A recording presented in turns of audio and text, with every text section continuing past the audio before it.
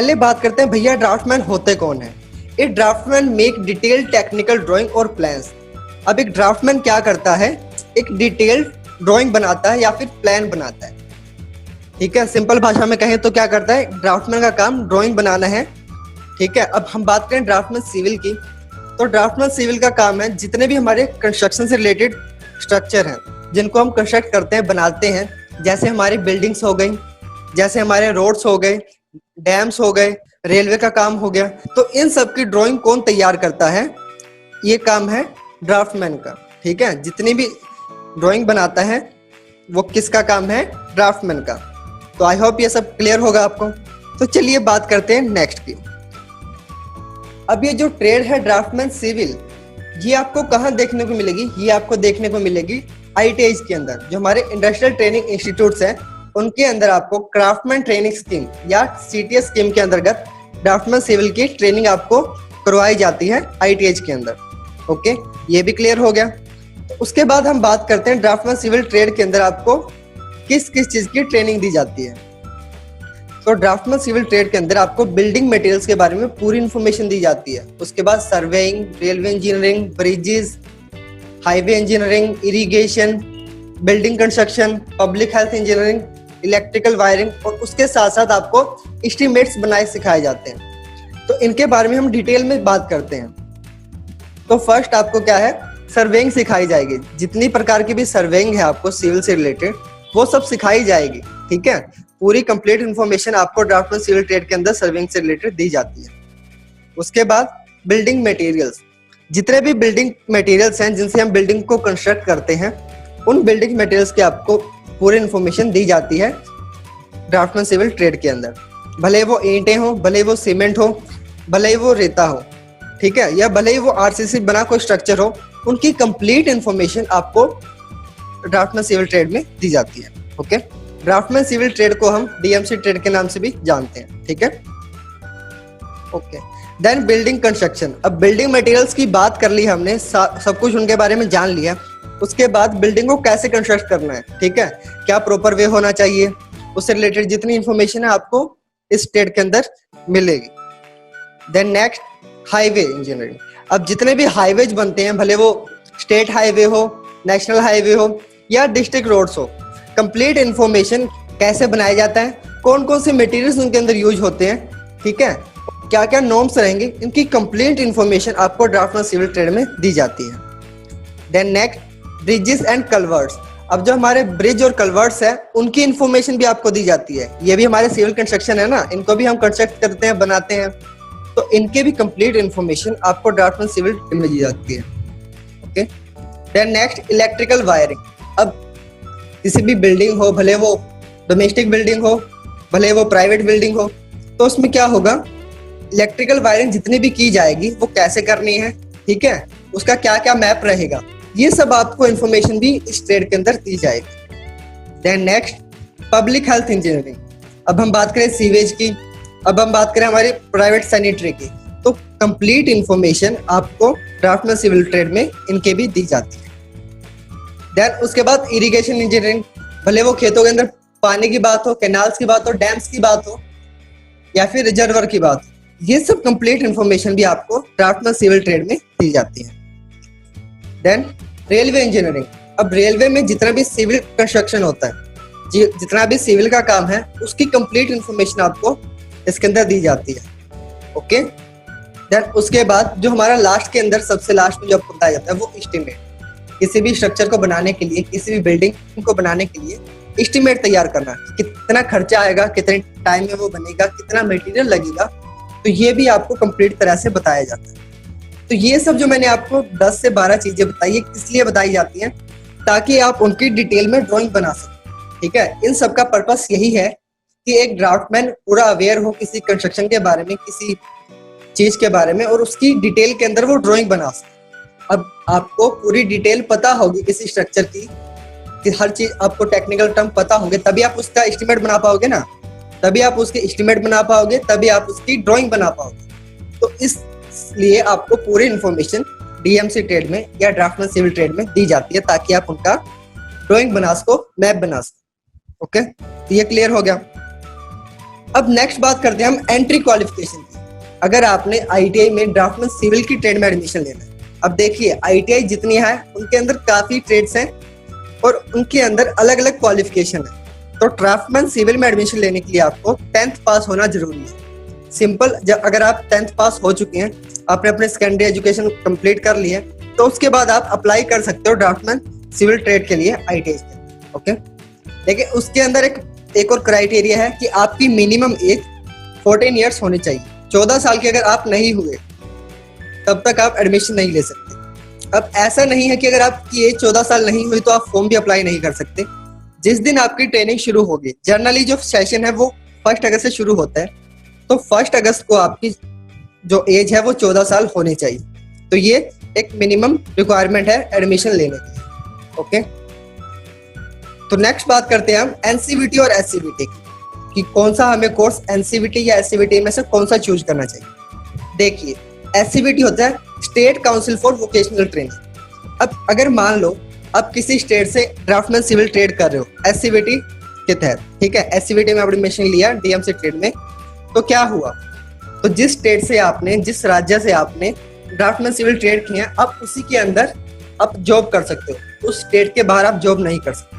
For example अगर मैं आपको बताऊं, अगर आपने दिल्ली से ड्राफ्टमैन सिविल की हुई है, ठीक है, दिल्ली जो हमारी यूटी है उसमें से आपने ड्राफ्टमैन सिविल ट्रेड की, उस कोर्स को कंप्लीट करने के बाद आप सिर्फ दिल्ली के अंदर ही जॉब कर सकते हैं। जो भारत के बाकी जो स्टेट या यूटीज है उनके अंदर आप जॉब नहीं कर सकते। लेकिन अगर आप एनसीवीटी से करते हैं, national council for vocational training से अगर आप ट्रेनिंग ले रहे हो, तो क्या होगा, ऑल ओवर इंडिया आप कहीं भी जॉब कर सकते हैं। भले आपने दिल्ली से वो कोर्स को किया हो, लेकिन आप ऑल ओवर इंडिया कहीं पे भी जॉब कर सकते हो। कोई भी स्टेट हो, कोई भी यूटी हो, आप उनके अंदर जॉब कर सकते हो एज ए ड्राफ्टमैन। तो आपने अपने फायदे के लिए, क्योंकि अगर मान लो आपके पास ज्यादा स्पेस होगा, ठीक है, तो आप क्या करोगे, आपके पास जॉब की ज्यादा अपॉर्चुनिटी होगी ना, आपके स्टेट को छोड़ के बाकी के जो स्टेट हैं अगर वो जॉब प्रोवाइड करवा रहे हैं तो वहां भी जॉब कर सकते हो।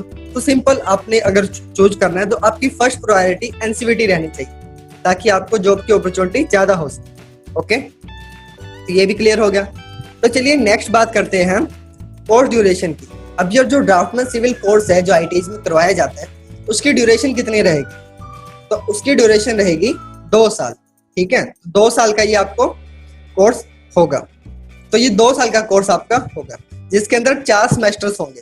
ठीक है, 6-6 महीने के, 6 मंथ के आपको 4 सेमेस्टर होंगे। लेकिन करंट के अंदर आपको सिर्फ 2 सेमेस्टर देखने को मिलेंगे। लाइक 1 साल के अंदर आपको पहले ट्रेनिंग दी जाएगी, उसके बाद आपके एग्जाम लिए जाएंगे, और देन नेक्स्ट जब आपका सेकेंड ईयर कंप्लीट हो जाएगा तब उसके आपको एग्जाम लिए जाएंगे। तो ये टाइम टू टाइम वेरी करता है कि पहले जो थे हमारे 4 सेमेस्टर थे, हर 6 महीने के बाद आपके एग्जाम लिए जाते थे। लेकिन करंट में क्या है, सिर्फ 1 साल बाद, 1 ईयर कंप्लीट होने के बाद आपके जो एग्जाम्स है वो कंडक्ट किए जाते हैं। ओके, तो ये ड्राफ्टमैन सिविल के बारे में हो गया। अब जो हमारा ड्राफ्टमैन सिविल ट्रेड है उसका एनएसक्यूएफ लेवल क्या है। आप सबने, अगर आप 10th पास करके आए हो तो आपने देखा होगा आपकी बुक्स के अंदर एनएसक्यूएफ लेवल 2 लिखा हुआ है कि आप 10th कंप्लीट करने के बाद एनएसक्यूएफ लेवल 2 में आ चुके। तो अब आईटीआई में आपने एडमिशन लिया ड्राफ्टमैन सिविल के अंदर, तो ड्राफ्टमैन सिविल में क्या हुआ, आपने एडमिशन लिया, ड्राफ्टमैन सिविल का कोर्स को आपने कंप्लीट किया, तो आप एनएसक्यूएफ लेवल 5 में आ गए। तो ये चीज आपको ध्यान रखनी है, बेहद जरूरी है आपके लिए। देन नेक्स्ट, एक बैच के अंदर कितनी सीट्स हो सकती है। तो देखिए, अगर आप एडमिशन लेना चाहते हो डीएमसी ट्रेड के अंदर, तो टोटल 24 सीट्स रहेंगी आपकी एक बैच के अंदर। ठीक है, एक बैच में सिर्फ 24 सीट्स रहेंगी ड्राफ्टमैन सिविल। तो ये चीज आपने एडमिशन के टाइम याद रखना। देन नेक्स्ट हम बात करें सब्जेक्ट्स की। अभी मैंने आपको बताया कि railway engineering, highway engineering, building construction, building materials क्या आपको बताया जाता है। तो उसके अलावा आपको कौन कौन से सब्जेक्ट की नॉलेज आपको दी जाती है ड्राफ्टमैन सिविल ट्रेड के अंदर। ओके, तो ड्राफ्टमैन सिविल के अंदर सबसे पहले आपको प्रोफेशनल नॉलेज, ठीक है, प्रोफेशनल नॉलेज में आपको ट्रेड थ्योरी करवाई जाएगी। ट्रेड थ्योरी में जितने मैंने आपको बताया ना, भले वो मटेरियल्स हो, भले वो बिल्डिंग कंस्ट्रक्शन हो, इनकी कंप्लीट इन्फॉर्मेशन आपको आपकी ट्रेड थ्योरी के माध्यम से दी जाएगी। अब आपको ट्रेड थ्योरी के अंदर कंप्लीट इन्फॉर्मेशन दे दी, पूरी नॉलेज आपको दे दी, तो ट्रेड प्रैक्टिकल में क्या होगा, ये जो आपकी प्रोफेशनल स्किल्स है ना, एज ए प्रोफेशन आपका ड्राफ्टमैन सिविल प्रोफेशन हो गया। अब उसकी प्रोफेशन की जो स्किल है वो आपको ट्रेड प्रैक्टिकल में दी जाएंगे। ट्रेड प्रैक्टिकल में आपको सिखाया जाएगा कि कैसे आपने बिल्डिंग कंस्ट्रक्शन के प्लान्स को बनाना है। ठीक है, कोई बिल्डिंग बनानी है उसके प्लान्स कैसे बनाने हैं, उसके बाद जो रेलवे है उसके प्लान्स कैसे बनाने हैं, सेक्शनल एलिवेशन कैसे बनाने हैं। तो ये सब इंफॉर्मेशन डिजाइन से रिलेटेड, ड्राइंग से रिलेटेड पूरी इंफॉर्मेशन आपको ट्रेड प्रैक्टिकल में दी जाएगी। ओके, अब जो नेक्स्ट सब्जेक्ट है हमारा वो है वर्कशॉप कैलकुलेशन एंड साइंस। अब ये हमारी आएंगी कोर स्किल्स के अंदर। ठीक है, कोर स्किल्स के अंदर आपको वर्कशॉप कैलकुलेशन एंड साइंस की भी नॉलेज दी जाएगी।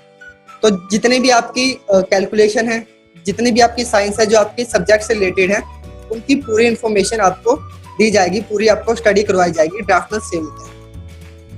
अब उसके साथ साथ एम्प्लॉयबिलिटी स्किल्स जो 1 साल का सब्जेक्ट रहेगा, ये आपके जो फर्स्ट ईयर है उसके अंदर आपका एम्प्लॉयबिलिटी स्किल रहेगा, सेकेंड ईयर में वो नहीं होगा। तो एम्प्लॉयबिलिटी स्किल में क्या होगा कि आप एज ए एम्प्लॉय कैसे परफॉर्म करें इंडस्ट्री में जाके। अगर मान लो आप किसी गवर्नमेंट जॉब में जा रहे हैं ड्राफ्टमैन सिविल के पोस्ट पे, तो क्या होगा, आपने वहां कैसा बिहेव करना है। तो आपकी ट्रेनिंग जो ड्राफ्टमैन सिविल है, उस ट्रेनिंग के अंदर ही, उस 2 साल के कोर्स के अंदर ही आपको पूरा ट्रेन कर दिया जाता है कि एज ए ड्राफ्टमैन आपने कैसा बिहेव करना है, कैसे आपकी एम्प्लॉयबिलिटी होनी चाहिए। ठीक है, तो ये सब आपको ड्राफ्टमैन सिविल में देखने को मिलेगा। ओके, तो ये 4 सब्जेक्ट्स हैं जो आपको करवाए जाते हैं ड्राफ्टमैन सिविल। तो अब क्या हुआ, आपने अपना एडमिशन ले लिया। ठीक है, एडमिशन लेने के बाद आपने सारे सब्जेक्ट पढ़े, आपने उनको पास भी कर लिया। ठीक है, अगर आप कोई कोर्स कर रहे हो तो उसको पास करना भी बेहद जरूरी है ना। तो ड्राफ्टमैन सिविल का कोर्स पास करने के बाद क्या मिलेगा आपको, नेशनल ट्रेड सर्टिफिकेट, जिसको हम एनटीसी भी कहते हैं, वो आपको प्रोवाइड करवाया जाएगा। ठीक है, तो नेशनल ट्रेड सर्टिफिकेट आपको दिया जाता है on completion of draftsman civil trade. Okay, तो अब हम बात करते हैं प्रोग्रेशन पैथवेज। आपने एनटीसी प्राप्त कर ली, तो अब आगे आपके पास क्या ऑप्शंस है, कहाँ कहाँ आप जा सकते हो, कौन कौन सी जॉब्स आप कर सकते हो ड्राफ्टमैन सिविल पास करने के बाद। तो फर्स्ट आपके पास है can join industry as a draftsman. अब आप ड्राफ्टमैन है ना, एज ए ड्राफ्टमैन इंडस्ट्री को ज्वाइन कर सकते हो, भले वो प्राइवेट कंपनी है, भले वो गवर्नमेंट है। गवर्नमेंट जैसे इरिगेशन डिपार्टमेंट, रेलवे डिपार्टमेंट, या फिर हम बात करें public health department, public work department, इनके अंदर आप एज ए ड्राफ्टमैन ज्वाइन कर सकते हो। ओके, तो ये गवर्नमेंट फील्ड में भी आप जा सकते हो, प्राइवेट में भी आप जा सकते हो। ठीक है, उसके साथ साथ आप एक एंटरप्रेन्योर बन सकते हो। अब जब आपको 2 साल कंप्लीट करने के बाद आपको सर्टिफिकेट मिल चुका है, तो आप अपना खुद का काम भी कर सकते हो एज ए ड्राफ्टमैन। आप एंटरप्रेन्योर बन सकते हो, अपनी कंपनी को ओपन कर सकते हो। ओके, ये सेकंड ऑप्शन हो गया। थर्ड ऑप्शन है आपके पास can take admission in diploma courses. अब जो आपकी पॉलिटेक्निक्स बनी हुई है ना, जिसके अंदर आप डिप्लोमा कोर्सेज लेते हो, तो उसके अंदर आप एडमिशन ले सकते हो ड्राफ्टमैन सिविल करने के बाद। अगर आपने जैसे मान लीजिए हमारी जो फील्ड है सिविल इंजीनियरिंग से रिलेटेड है, तो आप पॉलिटेक्निक में एडमिशन ले रहे हो सिविल इंजीनियरिंग के अंदर, तो जो हमारा डिप्लोमा कोर्स होता है वो होता है पूरा 3 साल का। ठीक है, लेकिन अगर आपने ड्राफ्टमैन सिविल से आईटीआई कर ली है, तो आप लेटरल एंट्री के थ्रू सिविल इंजीनियरिंग में सेकंड ईयर में ही एडमिशन ले सकते हो। तो ये आपके पास ऑप्शन है। तो क्या होगा, 2 साल की आपने आईटीआई की और 2 साल का आपका डिप्लोमा हो गया, तो टोटल 4 साल आपकी ट्रेनिंग हो चुकी है। 2 साल आईटीआई के अंदर, 2 साल पॉलिटेक्निक्स के अंदर। ओके, तो फोर्थ ऑप्शन है आप अप्रेंटिसशिप प्रोग्राम भी ज्वाइन कर सकते हो। अप्रेंटिसशिप में क्या होगा, आपकी जो गवर्नमेंट लाइन है या प्राइवेट लाइन है, आप उनके अंदर एज ए अप्रेंटिस ज्वाइन कर सकते हो एज ए ड्राफ्टमैन। आपकी पोस्ट होगी वहां पे, आपको कंप्लीट ट्रेनिंग दी जाएगी। देखिए, आपको आईटीआई के अंदर पूरी ट्रेनिंग दे दी गई कि आपने एज ए ड्राफ्टमैन कैसे वर्क करना है। ठीक है, लेकिन वर्क एक्सपीरियंस बहुत जरूरी है। तो आपको क्या करेंगे, आपकी इंडस्ट्री में आपको लेके जाएंगे, आपके जो गवर्नमेंट सेक्टर है उनके अंदर आपको अप्रेंटिसशिप पे ज्वाइन करने के बाद पूरी ट्रेनिंग दी जाएगी कि कैसे काम करते हैं। तो 1 साल का ये कोर्स रहेगा ड्राफ्टमैन सिविल के अंदर। ठीक है, अप्रेंटिस प्रोग्राम है जो वो 1 साल का रहेगा डीएमसी ट्रेड के लिए। अब जो फिफ्थ ऑप्शन है हमारे पास, can join craft instructor training scheme. अब उसके बाद क्या होगा, ड्राफ्टमैन सिविल आपने कर ली, तो आप ड्राफ्टमैन सिविल करने के बाद क्राफ्ट इंस्ट्रक्टर ट्रेनिंग स्कीम भी ज्वाइन कर सकते हो, जो हमारा CITS कोर्स है, जिसमें आप इंस्ट्रक्टर बन सकते हो ड्राफ्टमैन सिविल ट्रेड के। आईटीआई आपने कर ली, आप एनए स्टेज में एडमिशन ले लिया, तो आप क्या करोगे, कुछ एक्सपीरियंस गेन करने के बाद इंस्ट्रक्टर बन जाओगे आईटीआई के अंदर। तो ये भी आपके पास ऑप्शन है। ओके, एंड देन जो लास्ट ऑप्शन हमारे पास, कैन जॉइन एडवांस डिप्लोमा।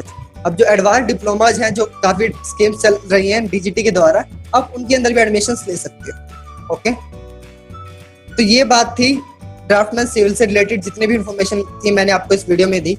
अगर आपने ड्राफ्टमैन सिविल का सिलेबस डाउनलोड करना है तो आप जो ऊपर आई बटन दिख रहा है वहां पे क्लिक करके देख सकते हो कि कैसे आपने सिलेबस डाउनलोड करना है। ऑलरेडी वीडियो अवेलेबल है हमारे स्किल बुक चैनल पे, तो आप वहां से वो वीडियो वॉच करके अपना सिलेबस डाउनलोड कर सकते हो। ओके, सो नेक्स्ट वीडियो के अंदर मैं आपको बताऊंगा सेफ्टी एंड जनरल प्रिकॉशंस कि कौन कौन सी सेफ्टी आपको रखनी होगी अपनी वर्कशॉप के अंदर। जो हमारी ड्राफ्टमैन सिविल की वर्कशॉप है ना, प्रैक्टिकल वर्कशॉप है, उनमें कौन कौन सी सेफ्टी आपने यूज करनी है। तो उसके लिए हमारे चैनल स्किल बुक को सब्सक्राइब कीजिए ताकि जितने भी नोटिफिकेशंस है वो आपको मिलते रहें। ओके, तो थैंक यू ऑल इस वीडियो को देखने के लिए। अगर आपको कोई डाउट है तो आप कमेंट कर सकते हैं, मैं आपको हर कमेंट का रिप्लाई करूंगा। कोई भी आपको डाउट है तो आप कमेंट के माध्यम से पूछ सकते हैं। सो थैंक यू ऑल, मिलते हैं नेक्स्ट सेशन में। Bye bye.